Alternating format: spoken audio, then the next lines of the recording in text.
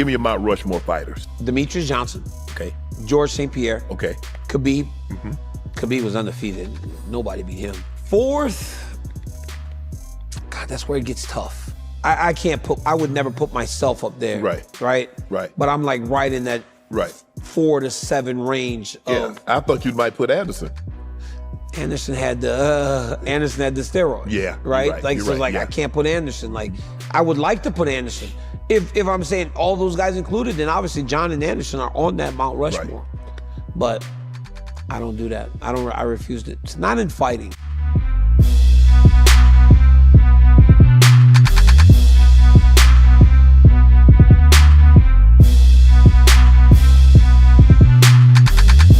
But he is very good at setting everything up.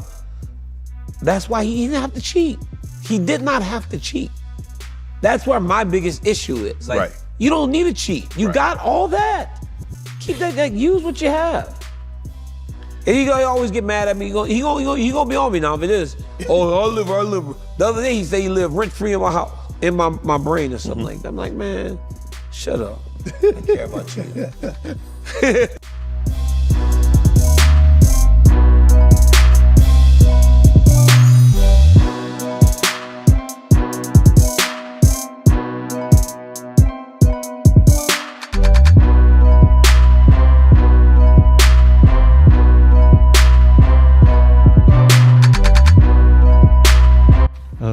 Do you believe one of your past opponent, Sean O'Malley, will come to featherweight as well? If so, do you have interest to have a rematch with him? If O'Malley will come up to 145, I would love that rematch and do it the proper way when we both have a proper training camp and not just have a one-sided advantage for him going into the fight. But other than that, I'm happy. I feel like I've won just getting to watch Merab beat him twice. So that makes me happy. I'm satisfied with that. But if he ever decides to come up, I mean, I think there's a lot of history there and it'll make for good TV. And I think a lot of people would be interested to see how that fight should have really went the first time.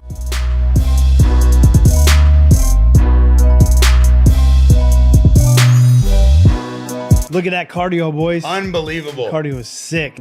I didn't watch it live. I watched it the day after because I was at the Sprouts convention. And when I saw that it was a 5-round, insanely unanimous decision, I just knew it's like, let's fucking go, right? Like, everyone thought the only way he was going to win was by finishing him. He went out there and just put on an absolute clinic. I was surprised with how easy he made it look. I know he was good.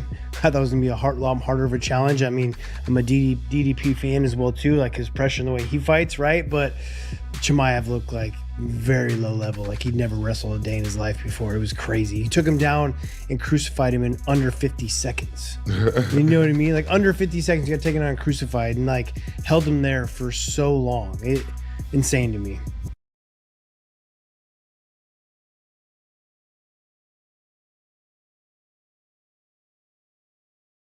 If you were Drickus, how would you have defended all those takedowns? Well, you have to be either better than him at that, which he's not. At getting on top and stuff, or you have to like when I was gonna fight him, they were like, I had 5 years ago. The wrestlers coming up to me like Henry Cejudo and people coming up there like, just don't let him take it down. And I'm like, no, I'm going out there to go to the ground. You think I'm gonna sit there and try to defend the takedown the whole time? Yeah. And then defend, get up until you're too tired, until you get your back taken a choke like Poirier did and Gaethje. It's like, no, you don't fight like that. You learn how to fight from your back, and you're gonna lose the decision anyway. So learn how to fight there. Get him in front of you, put him in your closed guard, and beat the out of him and finish him. You're gonna make my life a living in hell trying to get up, then I'm just not gonna try to get up. I'm gonna beat the out of you from my back and lose the decision or take you out somehow by brutally damaging your whole grill, catching you in your choke, flipping you over, and you up. And that's what I'm saying. I'm not gonna be an athlete back with you because you already obviously got that part covered. That's how he got there, you know what I'm saying? Yeah. So I'd put him in front of me, put him in a closed guard and beat the shit out of him. Like, I didn't plan on getting up when I fought Khamzat. I'm like, let's go to the ground, motherfucker. I do Gracie Jiu-Jitsu. I'm a black belt. I've been for years. I plan on going to my back and finishing your fucking ass or splitting your whole face open while I'm down there for 25 minutes, you know? I don't like that kind of fighting. What's the It's type of boring. fighting? It's boring to me. Like it's when it's on the ground the whole time? Like he's supposed to be the big scary guy, right? And do you remember when he had him in side control and he's holding him, Yeah. dominating him, right? And then he's like, let's go, and he hits him a little bit, like little soft punches and shit. It's like, that's what people don't understand about like the styles. Like that type of fighter is a scared fighter. He's scared for his life that he lets go that much to hit. He's that afraid that if he lets go to hit him hard, that motherfucker might get up and get the fuck away from him. So that's a scared style to me. And he comes off as this big intimidating guy, but he's a big old scared fucking child. And I think and that's why I tweeted about it. I said, he's not a fighter because you could tell by how scared he is holding him that tight.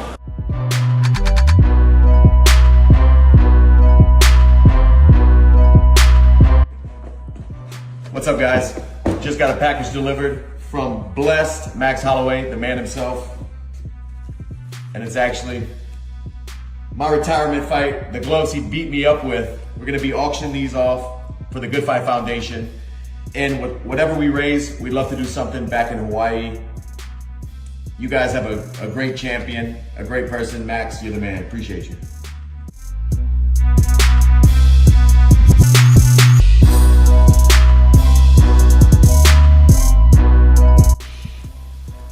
I threw the idea. I said, well, what if I go to 155? It was just joking around, but it was serious, but not serious, I guess. And they said, sure, fight this guy. And I said, yeah. They're like, no, you won't. And I said, yeah. So they sent us a contract. I still won't mention the person out of respect, but he's a legend.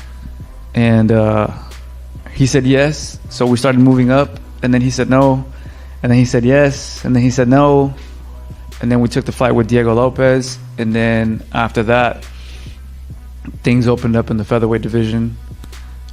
Max left, Ilya left. Like there's just a lot of movement that I can't. I mean, I'm sure you guys are trying to keep up with it as well, but there's a lot of movement. You know, you got these guys coming up like Gene Silva, you got Laron Murphy, you got all these. There's just a lot of movement. You know, so.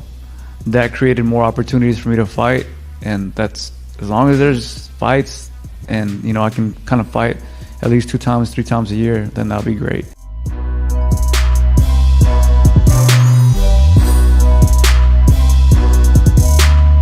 That opens a possibility for Laron Murphy fight for the belt. 100%. Man, I hate that.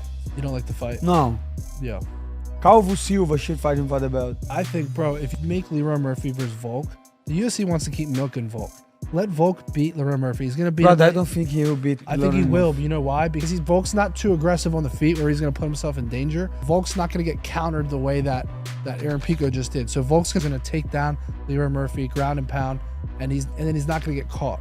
So Volk's going to use his wrestling, win a unanimous decision, and then you make the Volk-Gene Silva fight.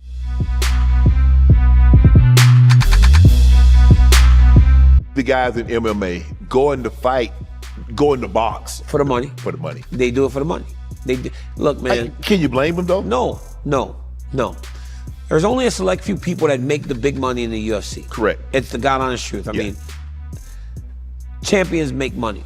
Yes. Lorenzo Fertitta was the best. When Lorenzo Fertitta was there, he would do these discretionary bonuses Yeah. where they would just give you money. Right. He had an idea of what he wanted the champion to make, and he would make sure you got it. Right. So when I fought Jon Jones, my contract was $85,000. I lost the first time. On Monday, Dana called me and goes, you did a great job. We're gonna send you a check for $1 million. What? Swear to God. 85 and then you got... He gave me $1 million. They gave me $1 million. Wow. A check from first time ever made that, obviously, as a wrestler. It was the first time I'd ever made 7 figures. They called me and said, you did a great job. Here you go.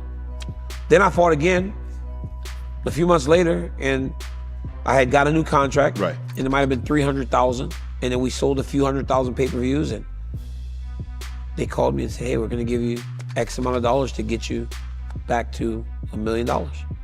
Wow. They would do that, man. They were like, because that's what people don't understand. Like, I know they talk, well, these guys are underpaid, but it's like, when you become a champion and then you're benefiting the business, right? They take care of you. Yeah.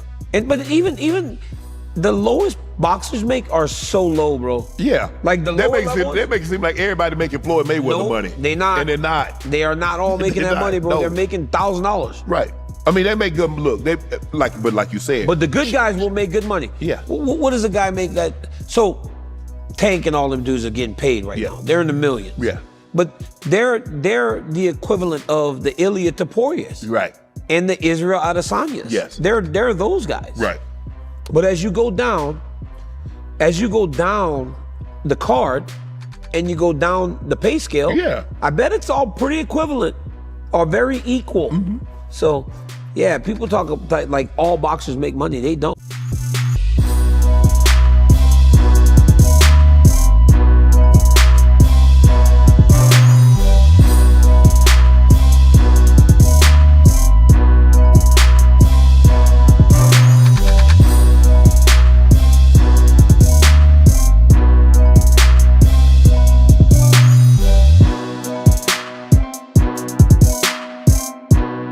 Should he and his team try to seek an immediate rematch? No. You just got destroyed. You just got destroyed. Yeah. Like, no, DDP shouldn't even say the word re or match in the same fucking sentence in an interview. Yeah. Hey, with all due respect, Yeah. DDP need to probably go to a different weight class. He probably should go drop down a weight. No, he's too big to drop down. He's stuck. Yeah. And then